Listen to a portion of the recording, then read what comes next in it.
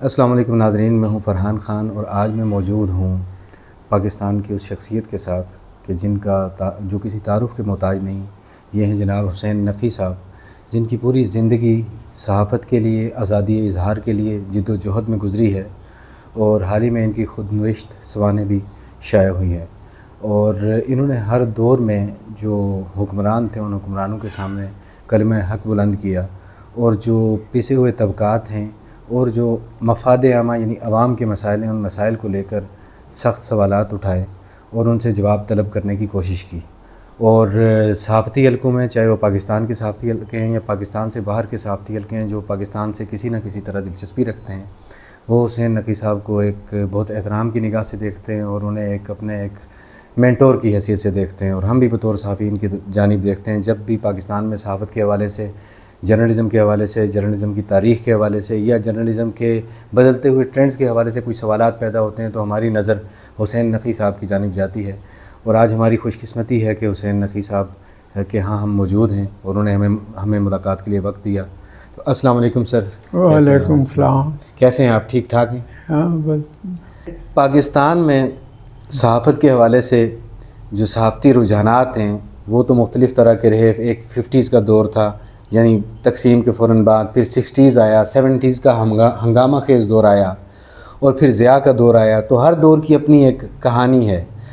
تو سر، اگر اتنے برسوں بعد ہم دیکھیں جو 80s کی یا 70s کی صحافت تھی، اس میں اور آج کی صحافت جو آپ دیکھتے ہیں، آپ کے سامنے پیپر آتے ہیں، پھر ٹی وی میڈیم ہے، اب ڈیجیٹل میڈیم آ گیا ہے، تو ان میں بنیادی طور پر آپ کیا فرق دیکھتے ہیں کہ یہ آگے بڑھا ہے سلسلہ یا یہ زوال کی جانب گیا ہے اپنی بنیادی روح کے اعتبار سے؟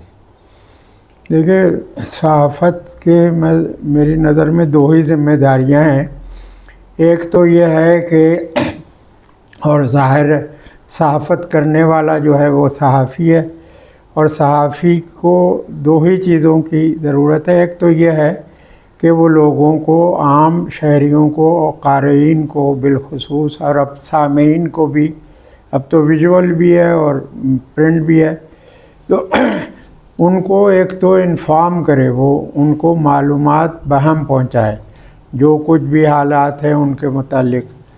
دوسرے اس کی ذمہ داری یہ ہے کہ یہ ایک ذرا زیادہ ویسی ہے اس سطح پہ کہ وہ ان کی، چونکہ عام ہمارے یہاں خصوصاً ہمارے جیسے ملکوں میں ظاہر ہے عام آدمی کے پاس معلومات اگر پہنچ بھی جائیں تو وہ ان کے پس پردہ کیا صورتحال ہے یا معاملات کیا ہیں اس کو سمجھنے کی وہ استطاعت نہیں ہوتی. تو ایک طریقے سے صحافی کی یہ بھی ذمہ داری ہے کہ وہ ان کو گائیڈ کرے، اور یہی کام یعنی ایڈیٹوریل کے ذریعے کیا جاتا تھا. اب تو میں دیکھتا ہوں بعض اخبارات میں ایڈیٹوریل چھپنے ہی بند ہو گئے، کیونکہ اب وہ کوئی رائے عامہ کو گائیڈ کرنے کا یا اس کو کسی بات کو سمجھانے کا وہ اپنی ذمہ داری نہیں سمجھتے.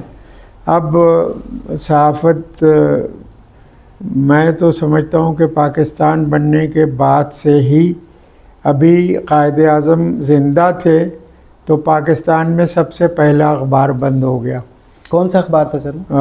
کراچی ٹائمز. اور اس کے مالک مدیر تھے زیڈ اے سولیری صاحب. اور زیڈ اے سولیری صاحب نے خود مجھے بتایا کہ بیٹا، جب میں ذرا زیادہ ایکٹیو تھا تو انہوں نے ایک دن مجھے کہا، بہت اچھے طریقے سے پیش آتے تھے، لیکن انہوں نے کہا، یا حسین نقی، میں تمہیں یہ پتہ ہے نا کہ میں کہا مجھے پتہ ہے. کہنے لگے میں سمجھ گیا تھا کہ بھائی اگر پاکستان میں کچھ بھی کرنا ہے تو آپ، مطلب جب ان کے ہی مطابق کرنا ہے تو ان کے ساتھ کیوں نہ شامل ہو جاؤں اور میں آرام سے زندگی گزاروں. اور انہوں نے کی بھی، اس میں کوئی شبہ نہیں ہے کہ انہوں نے بہت آرام سے زندگی گزاری. ان کا بھی اتنا ہی عمر کا فرق تھا اپنی ان بیگم سے جتنا ٹرمپ اور ان کی بیگم کا فرق ہے. تقریباً 24-25 سال وہ بڑے تھے اپنی ان بیگم سے جو آخری تھی ان کی. تو بہرحال صحافت جو تھی اس کے یہ دو ہی کام تھے، اور یہ اس کو اصل میں جو حکمران طبقہ ہے پاکستان کا ہو اور بھی دوسری جگہ بھی بہت سارے، لیکن وہ سب جو ہیں وہ اس سے مجھے لگتا ہے ایسے جیسے مجھے تعجب ہے کہ لوگ تو ڈرتے ہیں پولیس سے، فوج سے، اور مطلب اس قسم کی ایجنسیوں سے جو معلومات اکٹھا کرتی ہیں اور آپ کو سزائیں دلواتی ہیں، اور اتفاق یہ ہے، میرا تجربہ بھی یہ ہے کہ وہ صحافت سے ڈرتے ہیں، آزاد صحافت سے جو معلومات ہم پہنچائے اور لوگوں کو گائیڈ کرے، یہ جو اس کا کام ہے کہ وہ اس سے ڈرتے ہیں۔ تیسری بات جو پاکستان میں نظر آئی اور جس کو میں نے محسوس کیا اور سمجھا، تو اس میں یہ تھا کہ وہ صحافی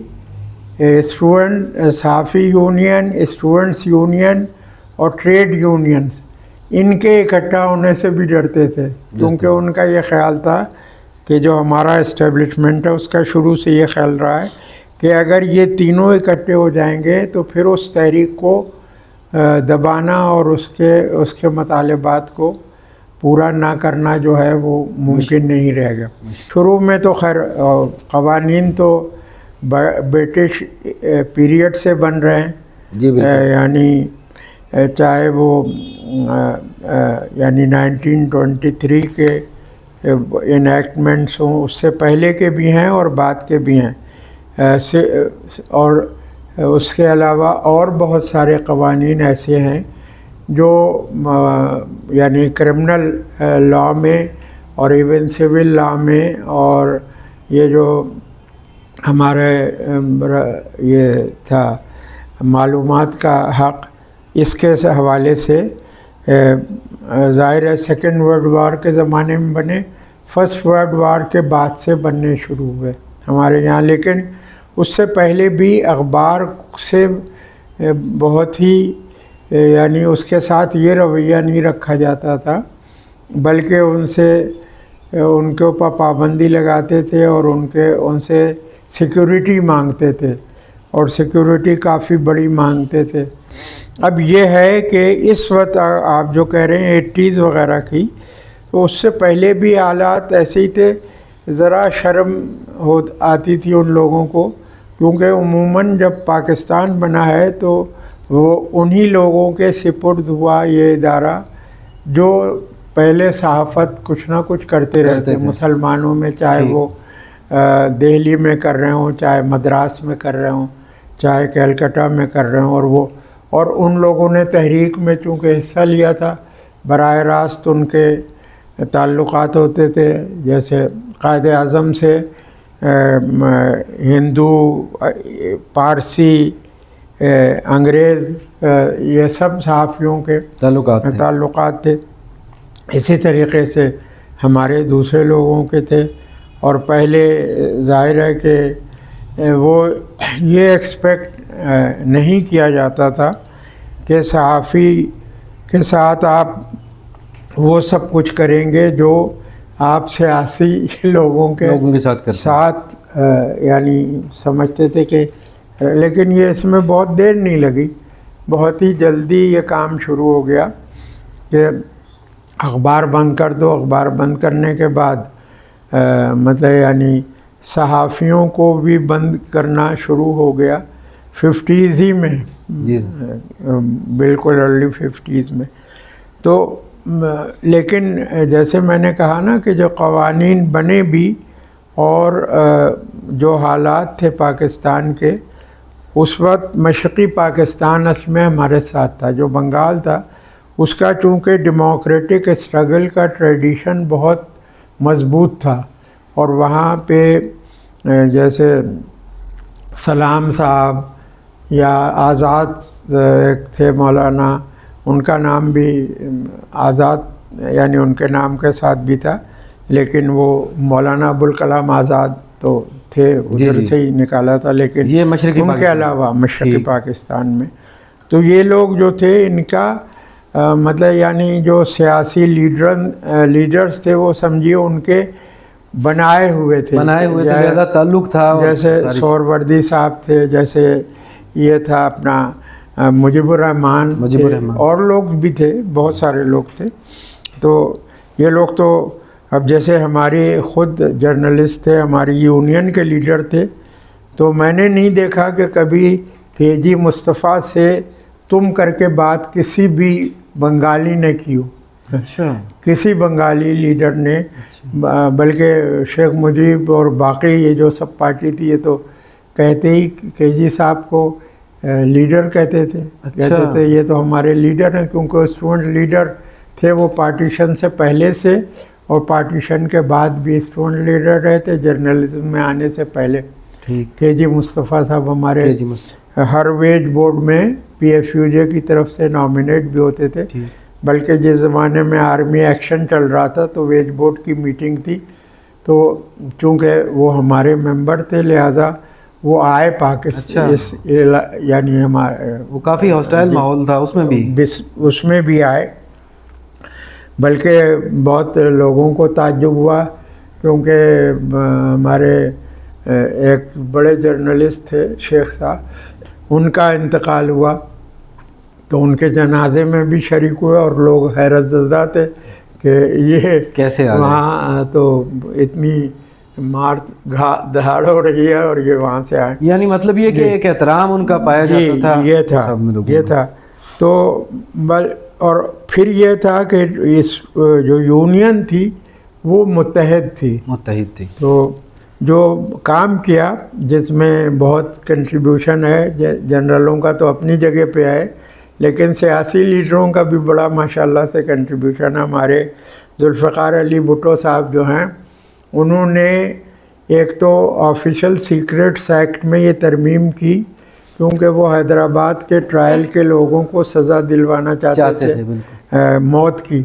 تو انہوں نے اس میں 1923 کے قانون میں جو مطلب اس سے ریلیٹڈ تھا، یعنی معلومات کے حوالے سے، معلومات کے افشاء اور اشاعت کے حوالے سے، تو انہوں نے اس میں 10 سال تھی انگریزوں کے زمانے میں سزا، اور بعد تک بھی وہی رکھی گئی.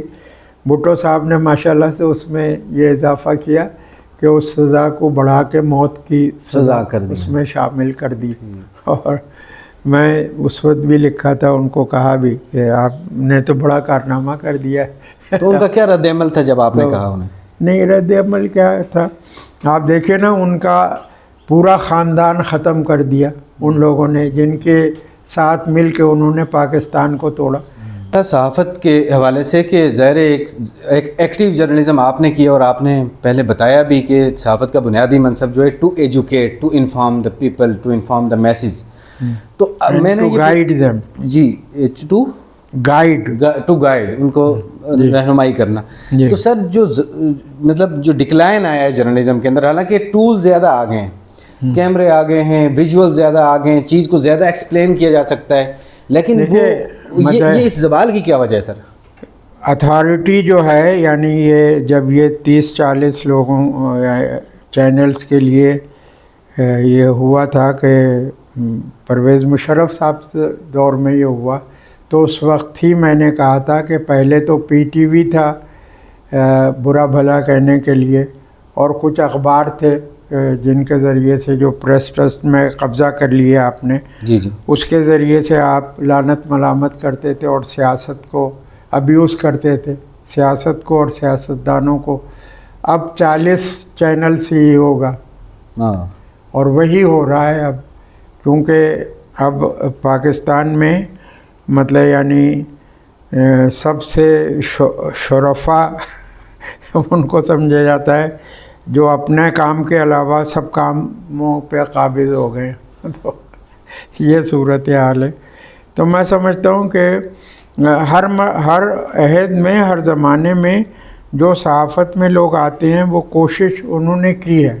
ابھی بھی کچھ نہ کچھ معلومات جو ہیں وہ لوگوں تک پہنچتی ہیں، لیکن وہ اتنا کنفیوز میں سمجھتا ہوں کہ اگر کوئی آدمی سن رہا ہے تو آپ کو بہت سمجھداری سے یہ یقین کر کے کہ یہ اپنی ساری بات نہیں کہہ سکتا جو وہ کہنا چاہتا ہے.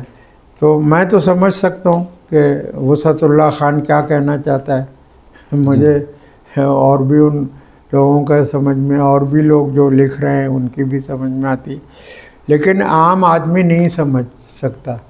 اور عام آدمی جو ہے وہ ظاہر ہے کہ اسی لیے آپ دیکھیں کہ ایسے اداروں کی اور ایسے پروگرامز کی ریٹنگز جو ہیں وہ نہیں ہوتی ہیں جو سنجیدہ ہوں ذرا. نہیں یعنی مجھے تو کسی نے کہا کہ اگر آپ کوئی گالی بھی بول دے اس کے اوپر تو وہ زیادہ اس کی ریٹنگ آئے گی بنسبت اس کے کہ آپ کوئی سنجیدہ بات کریں، تیز لفظ، ہارڈ لفظ.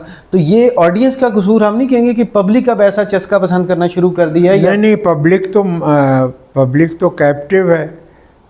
پبلک تھوڑی لائسنس دیتی ہے ان کو لائسنسنگ اتھارٹی جو ہے وہ تو پاکستان میں بیوروکریسی ہے. پہلے مطلب ان کو کچھ شرم حیا تھی، اب تو جو آدمی جاتا ہے وہ یہ سمجھ کے جاتا ہے کہ بھئی میں نے یہ عہدہ حاصل کیا ہے اس لیے کہ میں یہاں سے کیا کماؤں.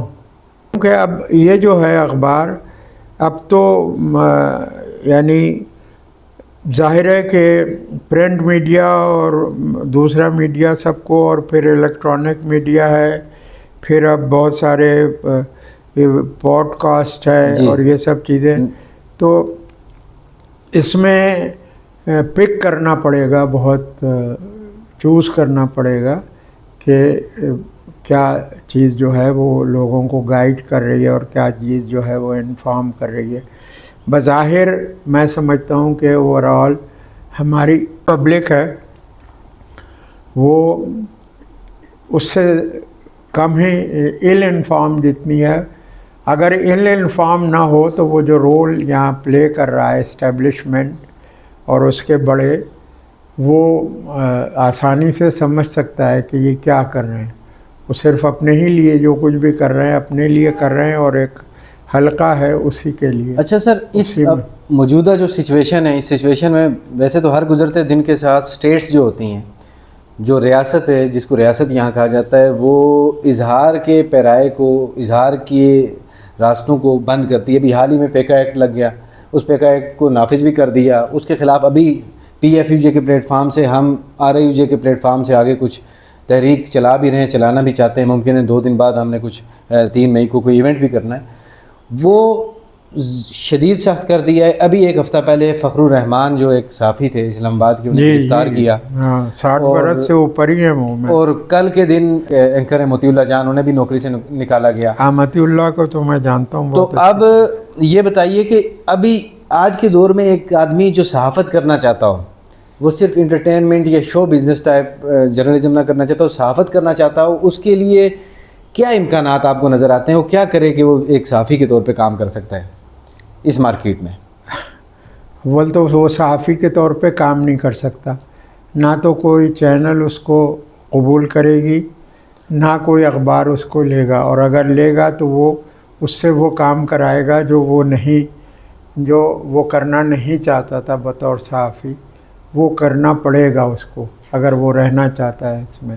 ادروائز تو وہ خود ہی اپنا کچھ کرے تو پھر وہ ہو سکتا ہے. ایک اس میں نہیں ماڈل میں نہیں کرتا. نہیں اس کے لیے یعنی اخبار تو ہو یا چینل تو بالکل ہی نہیں کر سکتا. وہ تو کروڑوں روپے کا کھیل ہے، اور یہ جو اخبار ہے یہ بھی اب لاکھوں روپے کا کھیل ہے.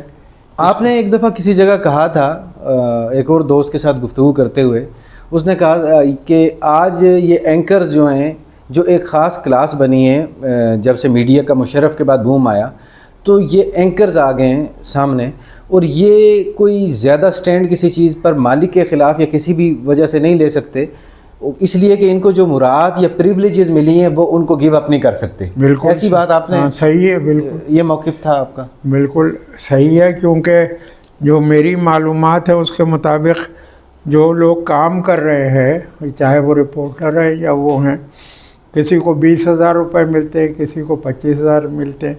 اور جو اینکرز ہیں وہ دراصل اخبار نویسی سے یا صحافت سے زیادہ وہ ایڈورٹیزمنٹ پروکیورر ہے یا وہ ایسا کچھ کرتے ہیں جس کی وجہ سے ایڈورٹیزمنٹ ملتا ہے، یا تو وہ خود لا کے دیتے ہیں. یہ ایک طریقے کا ایڈورٹیزمنٹ حاصل کرنے کا کمیشن ہے جو اینکر کو ملتا ہے. تو اس کا مطلب ہے اس میں دکھانا زیادہ ہے. کسی نے بتایا کہ فلاں کو 25 لاکھ روپے مہینہ ملتا ہے. میں کہا وہ تنخواہ نہیں ملتی ہے، اگر تنخواہ ملتی تو اس کا ٹرکل ڈاؤن 2.5 لاکھ روپے تو ہونا چاہیے نا، 1/10 ہونا چاہیے کم از کم. تو اس کو تو 2.5 لاکھ کے بجائے 25,000 بھی نہیں مل رہے ہیں عام جو اس کے لیے خبریں لے کے آ رہا ہے. وہ تو جو جس کو 25 لاکھ روپے مل رہے ہیں اس کو یقینی طور پہ کمیشن ایجنٹی کے مل رہے ہیں.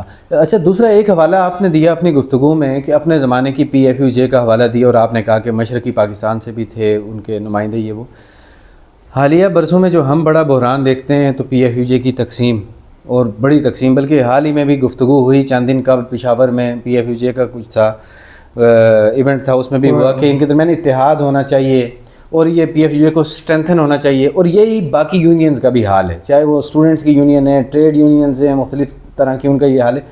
کیا آپ کو کوئی اس جگہ امکان نظر آتا ہے کہ ہمیشہ 2 قسم کے یعنی لوگ ہوتے ہیں ٹریڈ یونین میں؟ ایک تو وہ ہوتے ہیں جو یعنی اسٹیٹ کے ساتھ، امپلائر کے ساتھ ہیں وہ، اور ایک وہ ہیں جو ان کے رائٹس کے لیے فائٹ کرنا چاہتے ہیں. اب تو مطلب اس حوالے سے لوگ مطلب ہم جیسے 5-6 بار جیلوں میں گئے اس کے لیے کہ ہم لکھنا چاہتے تھے. ایک طویل عرصے بے روزگار رہے، قیمت ادا کی ظاہر ہے. جی، 25 سال اگر ہم نے 62 میں شروع کیا تھا تو اب آپ دیکھ لیے 40 اور 20 60 اور 4 66 64 سال ہو گئے ہمیں اس میں 25 سال ہماری امپلائمنٹ رہی ہے، باقی لڑائی جھگڑا ہی میں رہی. اور مطلب یہ بھی رہی 5-6 بار گئے، آفیشل سیکریٹس ایکٹ تک میں سزا ہو گئی اور اس کے وائلیشن میں. اور بھٹو صاحب کے زمانے میں جب یہ تھے مصطفیٰ کھر، تو سویلین مارشل لا لگا تو وہ ہمیں کہتا تھا، جو قلعے کا انچارج تھا، اس نے کہا کہ بھٹو کے زمانے میں بھی آ گئے، پھر ضیاء الحق کے زمانے میں بھی آ گئے ہو تم تو تمہاری کسی سے بنتی نہیں.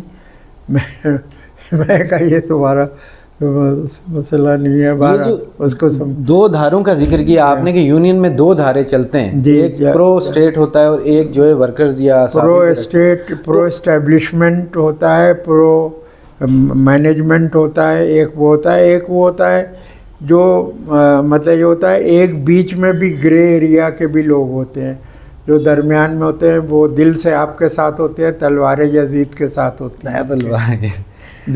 تو آپ کو لگتا ہے کہ ابھی ان حالات میں یونین کو کچھ مرج ہونا چاہیے یا اتحاد ہونا چاہیے، یا جیسے جیسے اپنے طور پہ جو کام کر رہا ہے؟ اول تو آپ کی اسٹرینتھ ہی کتنی ہے؟ ابھی بھی 4-5 ہزار لوگ ہوں گے زیادہ سے زیادہ جو چینلز اور اخباروں میں ملا کے ہوں گے. جی سر. اتنے ہی ہوں گے نا؟ جی سر. تو ہمارے زمانے میں تو اتنے نہیں تھے. جی سر. تو مطلب ہم تو پہچان سکتے تھے ان 500 لوگوں میں کہ کون لوگ ہیں اس میں جو یہ کام کریں گے اور کون لوگ وہ ہیں جو وہ کریں گے. تو ہمارے کافی لوگ دوسری طرف چلے گئے جنہوں نے شروع کیا بہت اس کے. تو وہ مطلب کہتے تھے کہ جی جیسے ہندوستان میں ابھی میں کل سن رہا تھا ایک پروگرام، تو اس نے کہا کہ میں نے اپنی ماں کو جا کے کہا کہ میں بے ایمانی نہیں کرنا چاہتا ہوں تھا، لیکن میں رہ نہیں سکتا اس میں، اب مجھے جانا پڑے گا BJP میں. ایک مرتبہ مجھے بلا لیا، یہ حالانکہ نیوز میں ایڈیٹر رہا تھا، اور خود 4 بار اسی گھر میں آ کے شکیل الرحمان نے گھنٹہ بھر میرے پاس بیٹھ کے یہ کہا ہے کہ نہیں آپ میرا یعنی میں اس میں انٹرفیئر نہیں کروں گا جب تک آپ اخبار نکالیں. تو اب وہی اسی نے ایک لڑکے نے پروگرام کر دیا تھا، لڑکا تو نہیں، اب وہ کافی عمر ہو گئی ہے، تو اس کو بلا کے اس نے کہا کہ آپ نے حسین کو اس میں کیوں شامل کیا؟ تو اس نے کہا کہ مطلب وہ تو یہاں ایڈیٹر بھی رہ چکے. تو انہوں نے کہا کہ بھائی وہ تو کچھ بھی کہہ سکتے ہیں. میر شکیل نے؟ یہاں میر شکیل. اچھا. تو یعنی آئندہ احتیاط کرو. آئندہ احتیاط نہیں کرو، آئندہ ایسی حرکت نہیں کرنا. ورنہ تو یہ تو میڈیا کی ظاہر ہے سر ترجیح نہیں، یہ تو آپ دیکھیں نا وہ، لیکن کچھ نہ کچھ لوگوں تک اس کے باوجود پہنچ رہا ہے. لیکن میں سمجھ رہا ہوں کہ یعنی ایسے لوگوں کو یونین اگر مضبوط ہو تو کچھ فریڈم میں آپ حاصل کر سکتے ہیں. ہمارا ٹریڈ یونین کا کام ہے give and take. Trade union جو ہے وہ آئیڈیالوجیکل پارٹی نہیں ہوتی. ٹریڈ یونین جو ہے وہ ایک تو اس کے اندر سب، اب ہمارے ساتھ تو جمعیت، یعنی جب میں یونین کا سیکریٹری رہا یا پریسیڈنٹ رہا تو ہمارے ساتھ کبھی ایسا نہیں ہوا کہ جماعت کے لوگوں نے چھوڑ دیا ہو کہ ہم اس میں نہیں ہوں گے، کیونکہ بلکہ انہوں نے ووٹ ہمیں دیے، ہم الیکٹ ہوئے. یعنی پلورلزم تھا کہ نظریاتی آپ ہی کوئی بھی ہو. بشیر احمد ارشد کا ووٹ، رانا صاحب کا نوائے وقت میں، یہ سب لوگ باقاعدہ کہتے تھے کہ حسین نقوی کو ووٹ دینا ہے، اس کو نہیں دینا ہے. جو ہمارا رائیول تھا اور ان کے ساتھ تھا ضیاء الاسلام انصاری کو بجائے ہمیں، جو جماعت کے اخبار کے ہو رہے تھے، میرا خیال ایڈیٹر رہے تھے تسنیم کے. بہرحال تو یہ ہے، ہاں اگر ایک یونین رہے گی تو کم از کم اکانومک رائٹس کے لیے وہ اسرٹ کر سکتے اپنے آپ کو، اور کم از کم وہ لوگوں کو ان کے ویج تو دلا سکتے ہیں. جی اب دیکھیں نا، نویں ویج بورڈ کا ٹائم آ گیا. جی ویج بورڈ کا، اس کے حوالے سے، اور یہ نہ ہو کہ بڑے حصہ لے جائیں اور پھر اب ہم، لیکن اب میں کیا کہوں اس کو، موریلٹی اور اس کے حوالے سے، یا کوئی جو جس کو کہتے تھے کہ روایت ہے یہ چیزوں کی، اس پہ لوگوں کا اعتقاد اور ایمانی ختم ہو گیا. اب یہ ہے کہ آپ کس طریقے سے ہے، میں سمجھتا ہوں کہ ہمارے وقت میں بھی بہت، یعنی 50 روپے گھر میں لے کے آنا اور 2 مہینے تک صرف آٹا اور یہ دال کھانا، روٹی اور دال، یا 20 دن صرف دال پک رہی ہے گھر میں، یا پکی نہیں رہی ہے، یہ بھی تو ہوا ہے نا. اچھا سر، ظاہر ہے یہ موضوع ہم صحافت پہ بات کریں، آپ کی عمر اسی دشت میں گزری ہے اور ہم بھی اس کے راہرو ہیں اور اسی میں ابھی چل رہے ہیں، تو ظاہر ہے یہ بہت پھیلا ہوا موضوع ہے. آپ نے ظاہر اپنی کتاب میں بھی یہ رداد لکھی ہے، اور میں اس کو کنکلوژن کی طرف جاؤں گا اپنی گفتگو کے، اور وہ یہ کہ بطور ایک نوجوان صحافی جو اب اس فیلڈ کے اندر داخل ہو رہے ہیں، اور جو ایک اس سچے جذبے کے ساتھ داخل ہوتا ہے کہ وہ جرنلزم جو ہے وہ صرف ایک پرائیویٹ نوکری کرنے نہیں آ رہا، وہ جرنلزم کرنا چاہتا ہے، تو وہ اپنے لیے کوئی بہتر امکان کا راستہ نکالے. اس کے لیے آپ آخری کوئی ورڈز کہہ دیں بطور ایک اپنے تجربے کی بنیاد پر کہ اسے کیا کرنا چاہیے، پڑھنے لکھنے کے حوالے سے پڑھنا کیا چاہیے، پھر اپنی ترجیحات کیسی بنانی چاہیے. یہ تو خیر پڑھنا تو بہت ضروری ہے. اب مطلب ہے کہ بس اوقات بہت شرم بھی آتی ہے کہ تلفظ اور الفاظ جو وہ استعمال کر رہے ہیں وہ، لیکن ایک تو یہ کہ تاریخ پڑھنا ضروری ہے، پولیٹیکل ہسٹری پڑھنا بہت ضروری ہے. تاریخ ایک تو ویسی ہے، اور دوسرے پولیٹیکل ہسٹری پڑھنا ضروری ہے، اکانومکس پڑھنا ضروری ہے، انٹرنیشنل افیئرز جو ہیں ورلڈ، اس کو اس کے متعلق معلومات جو ہے اس پہ نظر ضرور ہونی چاہیے، اور یہ اس کو اپ ڈیٹ کرتے رہیں. اب تو بہت سارے سورسز بھی ہیں، جی اس میں سے سب ریلائبل سورسز نہیں ہیں. واٹس ایپ ریلائبل سورس نہیں ہے. جی واٹس ایپ میں آپ کو 10 نام ایسے ملیں گے جو بالکل ہی جھوٹ پھیلا رہے ہوں گے، اور اسی طرح 10 نام ایسے بھی ملے ہوں گے جو کچھ ٹھیک کر رہے ہیں. تو اب تو پہلے زمانے میں پیسٹنگ ہوتی تھی اخباروں اب اور بھی زیادہ سکلز بڑھ گئی ہیں سر. اب یہ ہے کہ کوشش کریں کہ زیادہ، یعنی لوگوں تک معلومات پہنچائیں. اگر ان کی ڈیوٹی لگی، اگر کوئی رپورٹر ہے تو رپورٹر چاہتے ہیں کہ پریس ریلیز آ جائے اور اس کے اوپر اس کو وہ کرسپونڈنٹ کر کے. مجھے شرم آتی ہے کہ لوگ اس طریقے سے کرتے ہیں. ہم تو سائیکل پہ یعنی پھرتے تھے سارے. ہمارا دفتر تھا ٹیمپل روڈ کے اوپر فرض کیجئے, اور ہم گلبرگ آتے تھے اور مال ٹاؤن آتے تھے خبر لینے سائیکل کے اوپر. اچھا. ہاں جی. تو یا مختلف محکموں میں جا کے وہاں معلومات اکٹھا کرتے تھے. اب وہ تساہل پسندی نہیں ہونی چاہیے کہ واٹس ایپ پہ آ گئی. اب اگر کوئی جرنلسٹ ہے وہ اپنے آپ کو, تو وہ یہ سمجھتا ہے کہ اس کے برتھ رائٹ ہے کہ وہ کہیں گیا ہے, تو جس سے بھی ملا ہے وہ اس کو کچھ بتائے یا کوئی خبر دے دے. جی. اگر وہ پریس ریلیزوں کے اوپر زیادہ گزارا ہے. اور مجھے تو اگر میں تو یہ رپورٹنگ اسٹاف کو ختم کر دوں. جہاں 40 لوگ ہیں, ہم تو 4 لوگ تھے رپورٹر تھے, اور دن میں کم از کم 40 ہماری ایکسکلوسیو خبریں ہوتی تھیں. اچھا. یعنی 40 ایسی خبریں ہوتی تھیں, کیونکہ سارے شہر میں, اور کراچی کیپٹل ہوتا تھا تو کراچی اس وقت ظاہر سیکریٹریٹ وغیرہ یہ بھی خبروں کا. لیکن ایسے محکمے تھے جو, مثلاً میری پہلی رپورٹ وہ چھپی جو بینر ہیڈ لائن چھپی, اور مغربی پاکستان میں نہیں چھپی, مشرقی پاکستان میں پاکستان آبزرور میں چھپی. اچھا. کینسر کا مرض 62 میں کینسر کی کیا پوزیشن ہے اور اس کی فیسلٹیز پاکستان میں کیا اویلیبل ہے, اور کراچی سے لے کے اور ڈھاکہ تک کے متعلق ہماری معلومات تھی. اور وہ ہم جو سمجھ رہے تھے کہ ڈان میں اس کی کوئی خبر اندر کئی پیج پہ مل جائے, تو جاوید صاحب ہمارے جو ابھی زندہ ہیں وہ ڈان میں لکھتے بھی ہیں اکانومکس پہ ایک ہفتے میں کالم. جاوید بخاری صاحب مسکرا رہے تھے, انہوں نے کہا ادھر آؤ, تو پھر انہوں نے پاکستان آبزرور دکھایا, ہم اس میں بھی اندر کے صفحے دیکھ رہے تھے. ہوگا نہیں اس کو پلٹو. پھر انہوں نے سامنے رکھا اور کہا یہ کس کی خبر ہے, بینر لگا ہوا تھا, کیونکہ کینسر سب سے زیادہ وہ ہوتا تھا, اور اس کی وجہ یہ تھی کہ یہ لوگ چونے کے ساتھ پان کھاتے تھے, اور وہ اس کے وہ جو پان کا وہ ہے وہ کہیں پہ چپک جاتا تھا. تو کہنے کا مطلب یہ ہے کہ اس وقت رپورٹر محنت کرتے تھے فیلڈ میں. اب وہ محنت نہیں سمجھتے ہیں, وہ اپنا برتھ رائٹ سمجھتے ہیں کہ انہیں کوئی دی جائے, دے, حالانکہ وہ خود آپ نے کریکٹ کرنی ہوتی بلا کہ دے. تو حسین نقی صاحب نے یہ کہا, جو پیغام دیا وہ یہی دیا کہ آج جو رپورٹنگ کا شعبہ ہے اس کو اسٹرینتھن کرنے کی ضرورت ہے. یہ کہ آپ کو انفارمیشن کوئی فیڈ کرے یا واٹس ایپ پہ وہ آگے چلا دیں یہ نہیں, بلکہ آپ کو محنت کر کے انفارمیشن گیدر کرنا ہوتی ہے.